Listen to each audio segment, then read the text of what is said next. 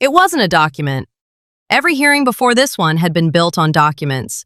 Wire transfer receipts, authorization logs, sealed directives, access codes. The kind of evidence that lives in filing systems and survives through subpoenas and gets authenticated by forensic accountants before it ever touches a congressional table. Senator Richard Blumenthal didn't bring a document. He brought a photograph. One photograph. Printed on standard paper. Placed face down on the table in front of him when he arrived. And when he turned it over, when he held it up toward the cameras and asked Pam Bondi 4 words that cut through every procedural defense she had ever used, the room went silent in a way it had never gone silent before. Because documents can be classified. Documents can be sealed. Documents can be designated attorney work product and shielded from FOIA, and buried under executive privilege claims and locked inside authorization codes that trace to offices that no longer exist. A photograph is just a photograph, and the people in it are just the people in it. Explain this photo. That was all Blumenthal said. 4 words. No legal framework, no procedural setup. No reference to case numbers or authorization codes or classification designations. Just a photograph and 4 words. And Pam Bondi, the Attorney General of the United States, who had survived Crockett and Raskin and Kennedy and Goldman and Liu, sat there for 71 seconds without a single word.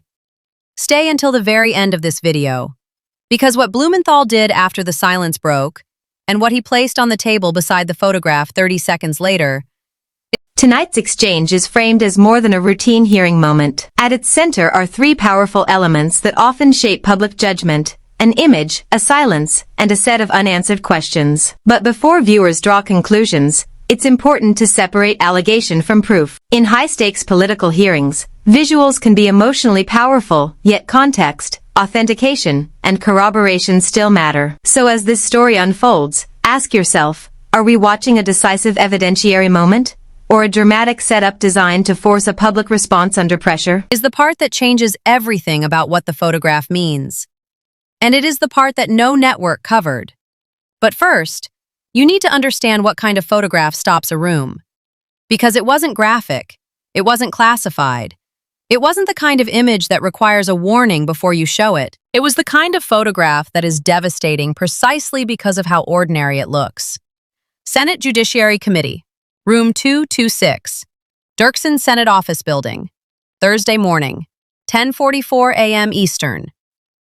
Bondi had been in the chair for 50 minutes when Blumenthal took the microphone. The first 50 minutes had covered federal sentencing guidelines, DOJ budget allocations, and a back and forth about immigration enforcement priorities.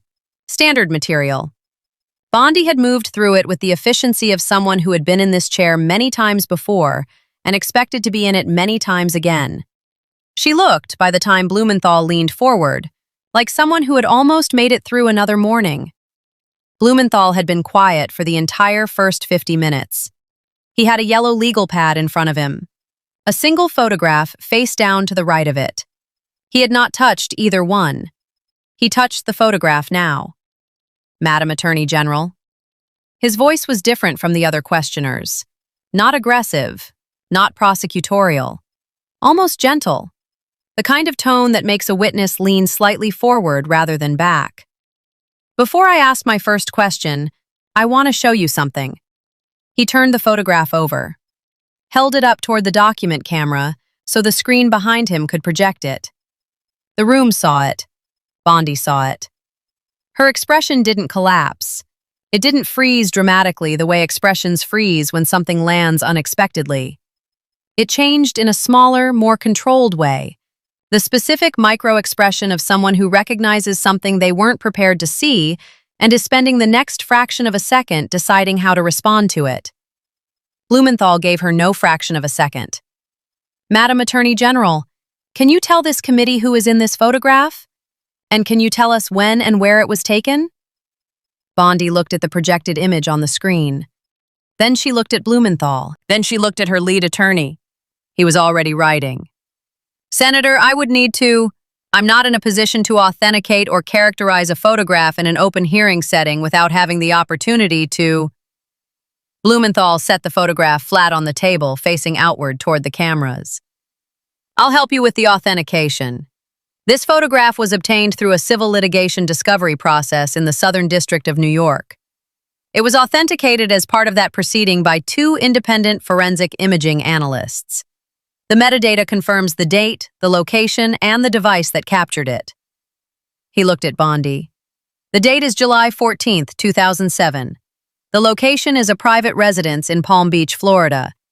And the individuals in this photograph include Jeffrey Epstein, and a woman who, according to sworn testimony in that same civil proceeding, was present at the residence in a professional capacity connected to Epstein's operation. He paused.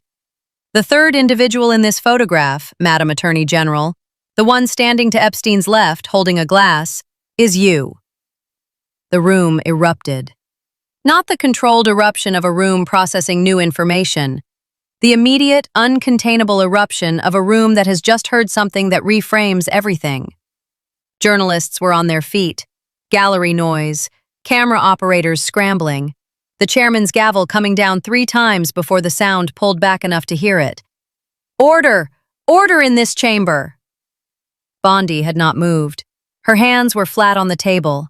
Her face was pale, not white, pale, the specific pallor that comes not from shock, but from the effort of maintaining composure under conditions that make composure almost impossible. Her lead attorney rose. Mr. Chairman, I must strongly object to this line of questioning. The introduction of an unauthenticated image in an open hearing setting without prior notice to the witness constitutes a fundamental violation of... Senator Blumenthal has entered authentication documentation into the record, the chairman said. The photograph stands. Counselor, sit down. The attorney sat, slowly. Blumenthal had not looked at the attorney during any of this. He had been watching Bondi. Madam Attorney General, do you recognize this photograph? 71 seconds. 3 journalists timed it. 71 seconds where the room held the specific suspended stillness of people waiting for something that they understand may not come. Bondi's jaw moved once. Her hands pressed harder against the table. The muscle below her left ear, the one the cameras had tracked across every hearing in this series, twitched twice in rapid succession. Her lead attorney leaned in, whispered something. She didn't move. Finally, she spoke. Senator, I attended numerous professional and social events during my tenure as Florida Attorney General and during subsequent periods. I cannot confirm or characterize specific photographs without a full review of the context and circumstances of any particular event. Blumenthal nodded. You cannot confirm whether this is you. I cannot characterize this photograph without full context. He reached into his folder. Let me give you context. He produced a document, set it beside the photograph. This is a page from the sworn deposition of a witness in the civil proceeding where this photograph was produced. The witness was asked to identify the individuals present at the Palm Beach residence on July 14, 2007. The witness identified Jeffrey Epstein. The witness identified the woman to his right. And the witness identified the third individual. And I'm reading the deposition transcript directly, as Pam Bondi, who was at that time serving as an assistant state attorney in Florida. He looked at Bondi. A witness, under oath, in a federal civil proceeding, identified you as present at Jeffrey Epstein's Palm Beach residence on July 14, 2007. He set the deposition page beside the photograph. 2 items, side by side. A photograph authenticated by forensic imaging analysts. A sworn deposition identifying you by name and title. He looked at her steadily. Madam Attorney General, in 2008, your office declined to pursue criminal charges against Jeffrey Epstein in connection with the Palm Beach investigation. That decision allowed Epstein to negotiate a non-prosecution agreement with federal prosecutors that many legal experts subsequently characterized as extraordinarily lenient. He paused. You were present at his residence the year before that decision was made. I need you to tell this committee, was that visit disclosed at any point during your tenure as Florida Attorney General? Was it disclosed during your federal confirmation process? And did it... This is the point where the hearing shifts from spectacle to accountability framing. The core issue is no longer just whether a photograph exists, But what, if anything, it proves about disclosure, judgment, and potential conflicts of interest? And that distinction matters. A photo can raise serious questions, yet by itself it does not establish misconduct, motive, or legal liability. That's where corroboration, timelines, sworn testimony, and official records become crucial. There's also a media literacy lesson here. When a viral moment centers on silence or hesitation, are we interpreting evidence or performance under intense public pressure? How much weight should viewers give to what is shown versus what is actually proven? In any way inform or affect the decision your office made regarding Jeffrey Epstein in 2008? The room was completely still. You could hear the ventilation system above the fluorescent lights. Bondi's knuckles had gone white. Both hands. Her lead attorney had his pen suspended above his legal pad, not writing, watching her face. When she spoke, her voice was controlled, deliberate, the voice of someone choosing each word individually. Senator, I want to be very clear. My record as Florida Attorney General speaks for itself. Any characterization of my office's decisions regarding any matter as being influenced by personal relationships or social associations is categorically false, and I reject it completely. Blumenthal picked up the photograph. I didn't characterize your decision. I showed you a photograph. I showed you a deposition. And I asked you 3 specific questions. He set the photograph back down. Was the visit disclosed during your tenure as Florida AG? Bondi looked at the table. I would need to review the relevant disclosure requirements at that time, too. Was it disclosed during your federal confirmation process? Senator, the confirmation process involves extensive background review conducted by appropriate agencies, and I cooperated fully with that process and all relevant. Did it inform or affect the 2008 decision regarding Jeffrey Epstein? Bondi's lead attorney stood. Mr. Chairman, my client is invoking executive privilege with respect to any questions concerning deliberative processes related to official prosecutorial decisions made during her tenure as Florida Attorney General. Blumenthal looked at the attorney, then at the chairman. Executive privilege applies to communications with the president. It does not extend to prosecutorial decisions made by a state official 17 years ago. The chairman looked at Bondi's attorney. Counselor, executive privilege does not apply here. Your client will answer. The attorney sat down. Bondi looked at the photograph. Then she looked at Blumenthal. Senator, on the advice of counsel, I am not in a position to answer questions that could be used to mischaracterize the lawful exercise of prosecutorial discretion by my former office. Blumenthal stacked the photograph and the deposition page together. A photograph, a sworn deposition, 3 questions, no answer to any of them. He entered both documents into the Senate record. These will be there permanently. The photograph, the deposition, the transcript of your non-answers, all of it attached to the same name, the same office, the same 2008 decision. He looked at her one final time. You came here today as the Attorney General of the United States, responsible for the integrity of the federal justice system. And you cannot, or will not, explain a photograph of yourself at Jeffrey Epstein's residence 1 year before your office declined to prosecute him. He gathered his materials. The American people can draw their own conclusions. I yield back, Mr. Chairman. The hearing continued.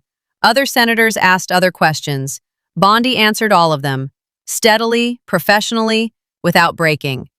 But the photograph was already in the record, and the deposition was beside it, and the 3 questions with no answers were in the transcript beneath both of them.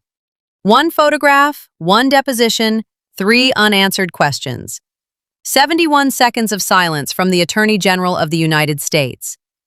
Richard Blumenthal had walked in with something no authorization code could seal and no executive privilege claim could touch. A photograph is just a photograph, and the people in it are just the people in it. Subscribe and turn on notifications, because the civil proceeding where this photograph was produced is still active, and the next document from that proceeding is already moving. Share this video. One person in your feed needs to see what 4 words did to the most prepared witness in Washington. Explain this photo. She couldn't. The record knows. Whatever viewers make of this exchange, the larger takeaway is about standards, what public officials must disclose, what evidence can responsibly show, and how quickly a single hearing moment can shape a national narrative. A dramatic confrontation may dominate headlines, but responsible analysis asks harder questions about sourcing, legal relevance, and what remains unproven. That's where journalism matters most, not simply amplifying the moment, but examining its implications with care. So what do you think? Was this a meaningful act of oversight, or a powerful piece of political stagecraft? Let us know in the comments, and if you value balanced, fact-based analysis, like, subscribe, and turn on notifications for more in-depth coverage.